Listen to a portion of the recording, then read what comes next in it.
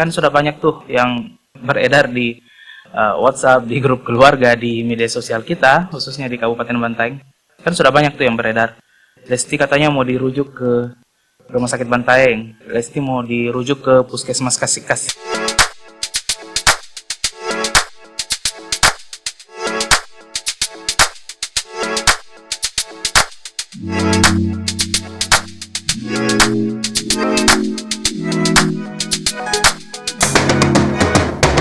Halo teman-teman sekalian, kita bertemu lagi di konten saya di catatan receh. Hari ini kita akan membahas tentang sebuah gosip. Ya gosip sih memang yang lagi rame-ramenya di media sosial atau di televisi tentang Lesti Kejora ya, tentang Lesti dan Rizky Bilar. Tapi no, kita tidak akan bahas tentang Lesti mau dirujuk kemana. Kan sudah banyak tuh yang beredar di WhatsApp, di grup keluarga, di media sosial kita, khususnya di Kabupaten Bantaeng. Kan sudah banyak tuh yang beredar. Lesti katanya mau dirujuk ke Rumah Sakit Bantaeng. Lesti mau dirujuk ke Puskesmas Kasih-Kasih. Banyak yang sebar itu di media sosial. Mungkin itu bagian dari keresahan kita tentang KDRT yang tidak pernah kita duga itu, dari dua orang pasangan yang kita anggap sangat romantis, yang kita anggap sangat bahagia, tapi nyatanya ada luka yang begitu besar yang tersimpan di dalam rumah tangga mereka. Tapi coba deh, kita tidak bahas Lesti dengan Rizky Bilarnya.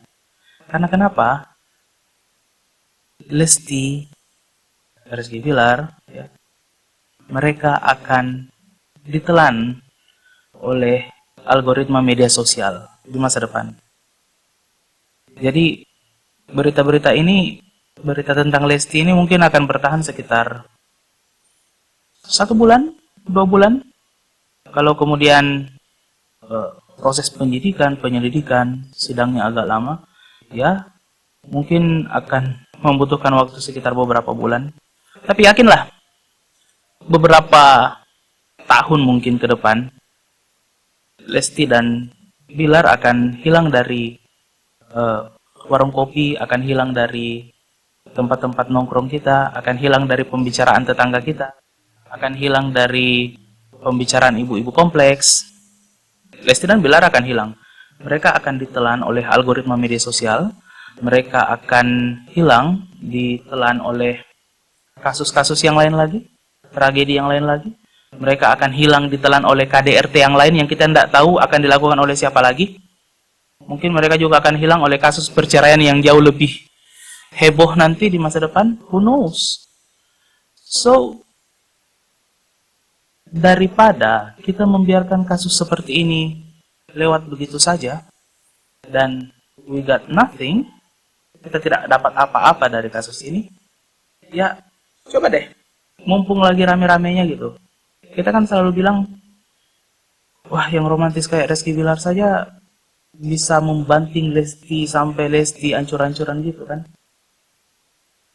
So, kenapa kita tidak coba pulang ke diri kita masing-masing? Kenapa kita tidak coba pulang ke rumah kita masing-masing? Kenapa juga kita tidak coba pulang ke teman-teman kita yang mungkin sudah jadi istri seseorang di sana? Kenapa kita tidak pulang ke keluarga kita, ke anak-anak kita, ke kemanakan kita yang sudah jadi istri juga? Pernah tidak kita coba pulang ke diri kita, ke rumah kita, ke keluarga, ke sahabat-sahabat kita, dan bertanya, "Are you okay? Kamu baik-baik saja tidak? Bagaimana perasaan kamu setelah menjadi istri? Kemudian, apa ada keluhan? Apa kamu punya banyak masalah?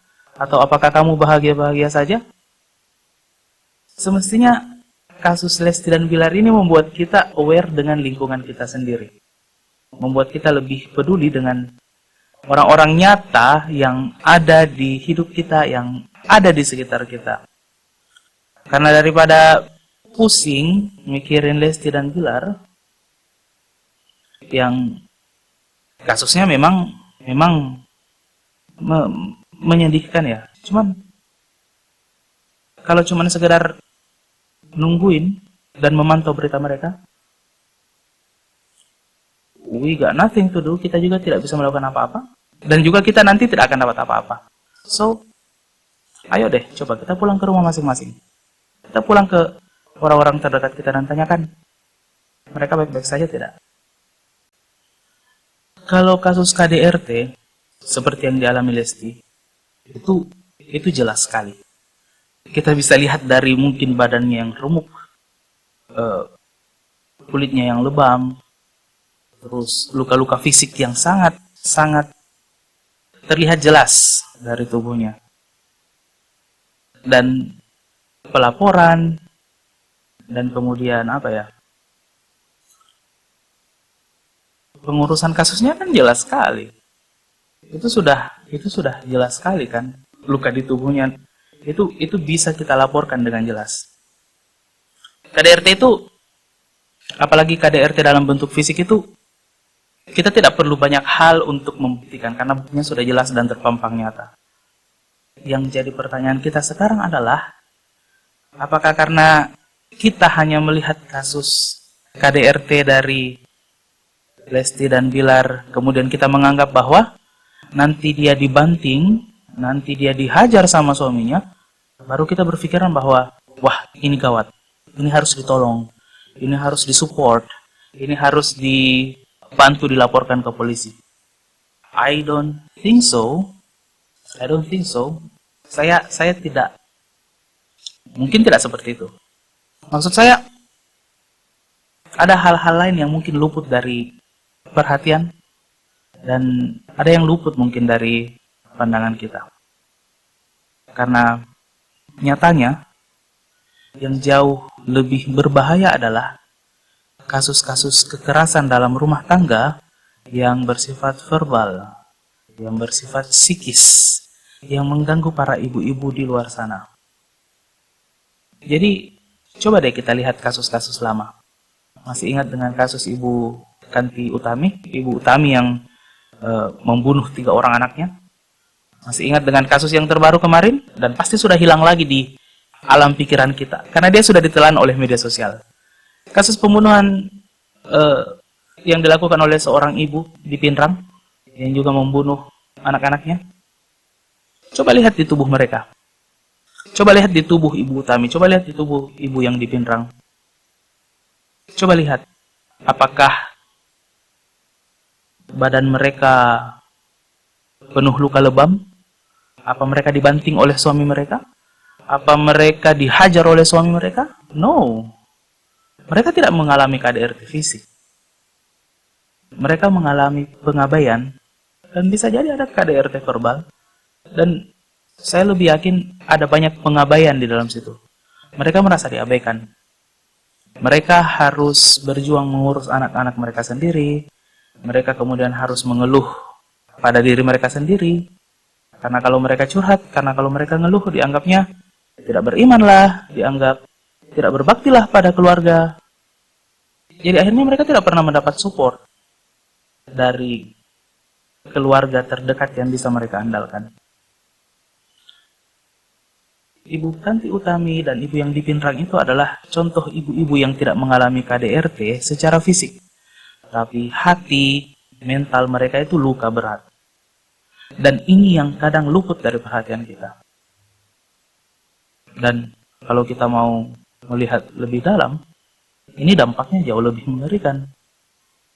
Kalau seorang suami mukul istri sampai lebam, sampai babak belur, sampai bonyok, ya sudah, buktinya ada, tinggal visum, lapor ke polisi, selesai.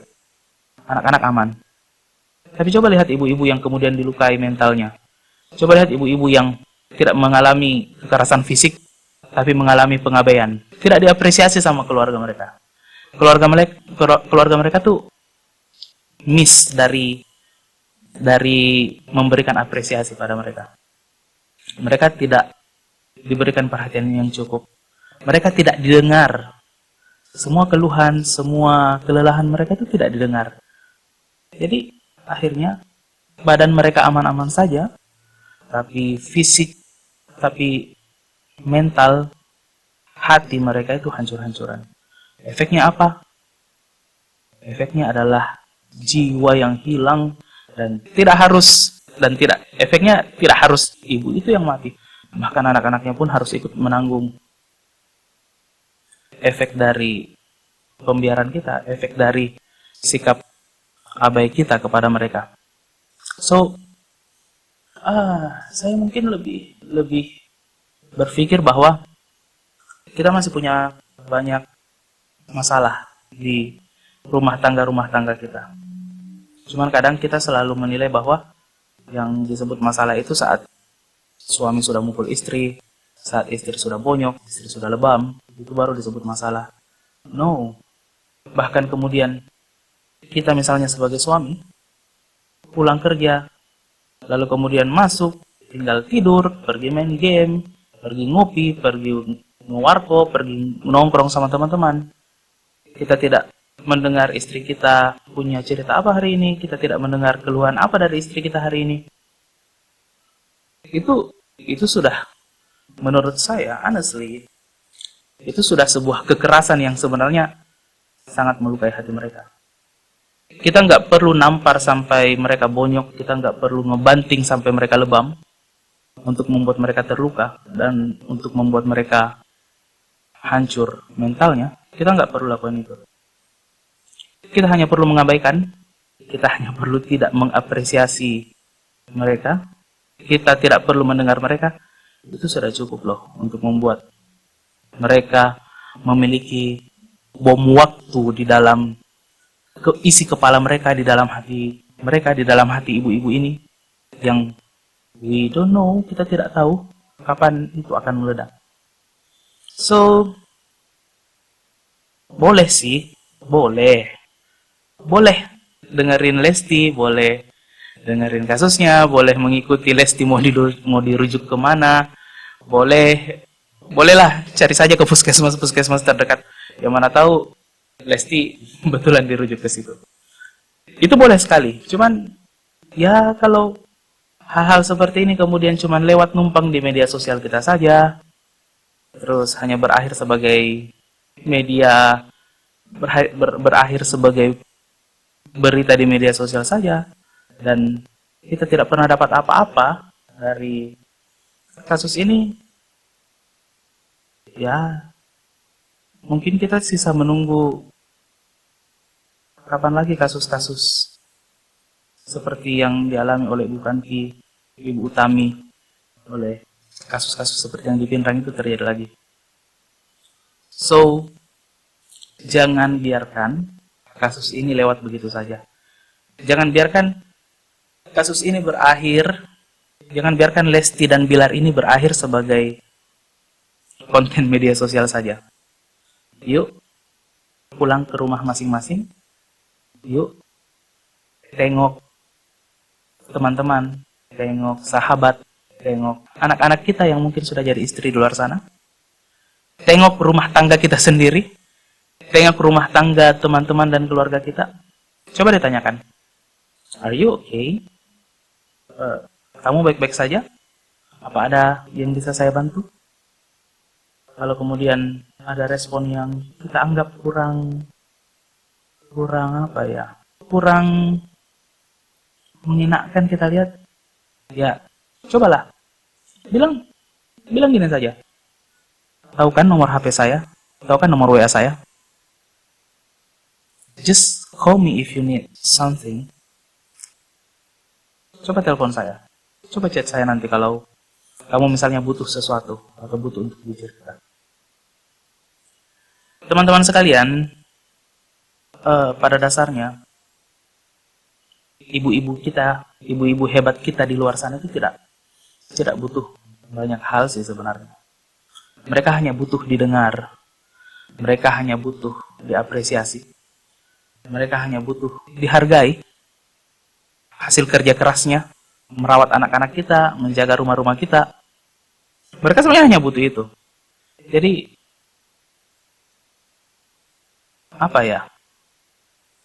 Kita tidak perlu, saya ulang lagi ya, kita tidak perlu membanting istri kita sampai lebam. Kita tidak perlu menampar sampai mereka bonyok. Kita tidak perlu lakukan itu. Dengan mengabaikan, dengan tidak mendengar mereka, dengan tidak mengapresiasi mereka, kita sudah bikin hati dan mental mereka bonyok. Dan itu jauh lebih berbahaya. Karena itu sudah terbukti melalui banyak kasus yang kita lihat akhir-akhir ini. Semoga kita semua bisa menjadi orang tua yang baik. Semoga kita semua bisa menjadi suami yang baik, suami yang mau mendengar, suami yang mau mengapresiasi. Dan semoga untuk ibu-ibu sekalian di luar sana, semoga tetap menjadi ibu-ibu yang tangguh.